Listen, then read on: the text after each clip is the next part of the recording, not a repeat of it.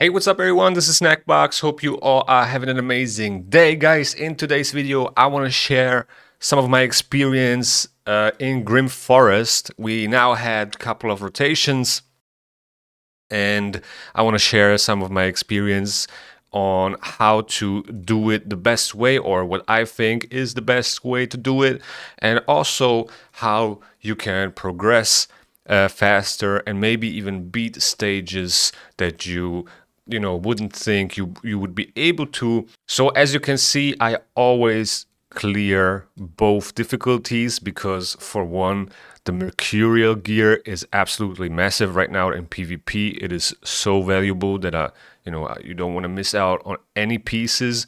But not only do you get mercurial artifacts and accessories, you also get relic mats, right? And those relics are also very valuable. I mean, it's pretty much free stuff all over the board, which you don't want to miss out on, right? Now, the first thing that you have to do is draft your team deck, right? You have to build your team decks, pick your champions that you want to use. And as you can see, I'm using a few epics here, okay? I got, for example, a Tyrell, I got a Royal Guard, I got a Deity, I got Geomancer. All of them are very, very solid overall. They really have a great kit. Royal Guard and Tyrell are so old, they are very old champions, but still to this day are very viable in most content. And then I also have Cold Heart. The reason why I'm using Cold Heart is because she has heal reduction, turn meter decrease, and max HP damage. Okay, all of this is very, very good for the Mimic. The Mimic needs heal reduction, otherwise it will heal up back again all the time. And Cold Heart seems to be one of the best champions to use against the Mimic, at least in my opinion, and is also very accessible. It's a void rare champion, and most people are familiar with it. So there are definitely a lot of epics and rares that are good enough to use in this deck. Okay, now you need 40 champions, right? You need to pick 40 champions, 20 on team 1, 20 on team 2. And the way that I did it is that I put damage dealers on the left side and then supports on the right side. I still think this is the best way to do this, and yeah, it works for me. Now, obviously, this is on the hard difficulty. On the normal difficulty, you only need 20 champions, so it's a a lot easier, right? Because your champions won't be picked out of a big pool. It's more likely to get the champions that you are using most of the time anyway, your favorite champions. But you can just fill it up with food champions if you don't have that many, and then try to get lucky to get those picks on your champions. One thing that you have to keep in mind, though, that happened the last couple of times is that people put in fusion champions in the decks and then weren't able to complete the fusion. So please make sure to not put any fusion rares or fusion epics inside the deck for Grim Forest, okay? So after you pick your champions, the next thing that you definitely should focus on, and this is probably the most valuable advice that I can give you, is to get this Curio. I know it's RNG, and I know it's not always guaranteed to get it. I mean, in this rotation, I got it very late, but this is probably, let me move myself a little bit to the side. This is probably the most valuable curio, especially if your account is not strong enough to complete the hard difficulty. So what this does is it increases the amount of Grim Forest XP gained for completing battles by 5, 10, and 15%. If you get this early, you will level up much faster.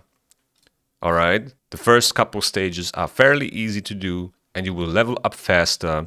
That way, you will get more trait cards, more stats, and it will be more likely for you to push further. Okay, that's kind of like the thing. And if you get lucky on those cards, if you get like speed and resistance, or let's say like defense and resistance, or HP and resistance, those are kind of like the most valuable stats, speed and resistance. And then everything that is paired with resistance or speed, you know, those are really, really good. As you can see, most of my cards have resistance on them, or speed, or crit damage and crit rate. I have one card here with additional accuracy, which is also not bad to have additional accuracy if you're lacking accuracy. But I think higher resistance and making your champions faster will make fights a lot easier for you, because you start resisting stuff and you start, you know, taking more turns, which gives you more chances to win the fight. As you can see my stats here, I have so much resistance, 500 resistance just from the cards. Obviously I'm level 30, I'm maxed out, but still 90% crit damage, 15% def ignore, 200 accuracy, 37 speed. That's almost an additional speed boot, right? A 6-star, or let's say a 5-star speed boot. Yeah, it's crazy. Okay, it can definitely change the whole course for you in Grim Forest on a rotation, and you might be able to push further if you get this curio early and you start leveling up faster. And then, you know, you just start clearing out the green zone, which is the easiest one.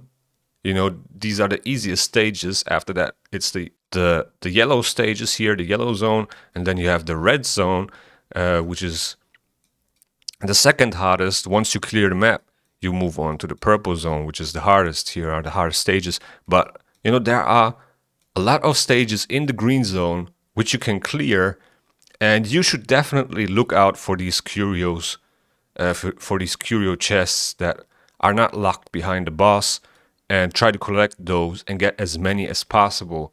And the most important, like I already said, is this one. So you level up faster, stack up more stats. After that, you know, most of them are very equivalent, I would say. I like this one as well, to decrease the speed of the enemy, which makes them slower. You will take more turns. We have this one, decreases the enemy's defense. You deal more damage. They maybe deal less damage if they're based on, you know, defense. This one, I like this one as well. Deal max HP damage every 8th, 7th, 6th turn to 1, 3, or 5 enemies. So this one is also very strong. And if you're lacking damage, this can definitely make sure you clear a lot of stages. But then also we have something like this that resets cooldowns. So there are a lot of great curios. But like I said, the most important part is really this one. If you are lacking good gear and stats and everything, just so you get more stats, and that allows you to beat more stages and get more curios, right? That is the whole idea behind it. And if you get lucky and get this very early, you know, you have a very good chance to clear Grim Forest. And then also the altars here, you know, they're very important because this unlocks slots for the curios, okay? So maybe you can check out from other players where those are at, right? Because obviously the map's going to be the same for everyone, pretty much, in terms of, you know, the bosses and the curios and so on. I think the curios as well, and the altars. So you can pretty much see where other players went and found those altars, right? Like the curio slots and the redraws, and then maybe, you know, try to move there towards that direction. For example, there's one right here in the green zone, and there's a curio altar in the green zone as well, like on the border of the green and yellow zone. So yeah, that's something you can capitalize on from other players that are, you know, exploring the map, and then decide if you want to go there or not, and, you know, go to these points of interest and, you know, make sure you get better upgrades early, and that way maximize your chance to progress further. And this applies to the normal difficulty as well. As you can see, I didn't even clear the whole map yet. But yeah, the same logic applies to this as well. You know, try to get this curio. As you can see, I got this very early, and also ranked up. And if you have it in the shop, I mean, if you don't get it from those chests, if you have it in the shop, this is the first thing I would buy with those coins. If you can collect enough Grim coins, this is the first thing I would buy and then go from there. And also make sure to get as many chests for Mercurial from the Grim Code because this gear is the most valuable thing out of this content alongside the relics. Okay, so make sure to buy all the chests or as many as you can, and I would prioritize the large one first because you get the best rarity and rank out of there, and then the medium and then the small one. But if you can't reach the large, the Grim Gold for the large one, just buy the medium one. If you can't do that, just buy the small one. This is the best thing you can do, right? Also, another thing, since you can't pick, your favorite champions, it's kind of random what you're drafting. Obviously, you have redraws, but if you don't get the champions you want, or you have very good gear on, make presets. Okay, make presets. For example, a lethal preset, a reviver preset with high resistance, or a high accuracy preset with high speed, and then you can swap the gear around if needed for the champions that you draft. Okay, so that is also a very important part, to move your gear around, your best gear on your account, move it around to maximize your chances to progress, and that will definitely make your life a lot easier. So yeah, last but not least, we have a little giveaway. If you have any advice that I didn't mention, let me know in the comments below. Also, share your UMID because I will pick the 10 most useful advices in the comment section, and those will win a Maximus avatar. All right, a Maximus avatar. If you don't know who Maximus is, that's him right here. Maximus, the Weeping Blade, pretty cool avatar if you ask me. And yeah, also a very easy boss to beat if you ask me. I mean, obviously, I'm just gonna absolutely annihilate him with this team, but what you have to do here is pretty much have block debuffs. Block debuffs will be super, super important here because he will put up so many poisons. Like he's the poison boss out of Grim Forest. So make sure you have cleanse, make sure you have a cleanse, make sure you have block debuffs, make sure you have heal.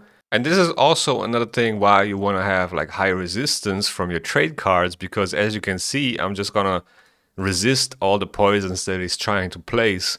And this is also happening on the hard mode. So, if you pick the right trade cards, you can make your life so much easier because most of these stages and bosses evolve around debuffs, okay? And if you resist them, you're kind of evading, funny that I'm saying evading with Predator, all these mechanics. You're dodging the mechanics, you're ignoring them because you just resist everything. Obviously, there are some debuffs that are irresistible, but most of them are resistible, so resistance is a very, very important stat for Grim Forest. But yeah, guys, that's been pretty much it for this video. I hope this will help you. I hope I was able to give you some useful advice, and if you have some other advice, some useful advice, feel free to comment it in the comment section below. As I said, add your UMID as well, so you have a chance to win one of those avatars. And with that being said, thank you guys for watching. I hope you enjoyed. If you enjoyed, please hit the like button and also subscribe to the channel if you want to see more raid content. And yeah, see you in the next one.